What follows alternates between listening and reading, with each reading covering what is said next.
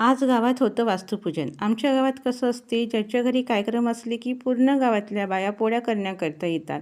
मग दोघी किंवा तिघी मिळून एका चुलीवर पोळ्या करतात. अशा 15-20 चुली असतात आणि अशा गोल-गोल पोळ्या करतात. कणिक चुरणारी दोघ्या जणी आणि पोळ्या कापणाऱ्या 2-3 जणी अशा प्रकारे एक शेणोडी पोळ्या करतात.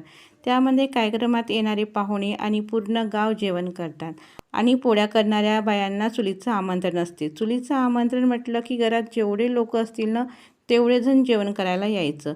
पोळ्या करणाऱ्या बायांना काहीही पैसे वगैरे द्यायचे नाही. फक्त त्यांना चिवडा आणि चाय दिले तरी त्याच्यातच ते समाधान करतात.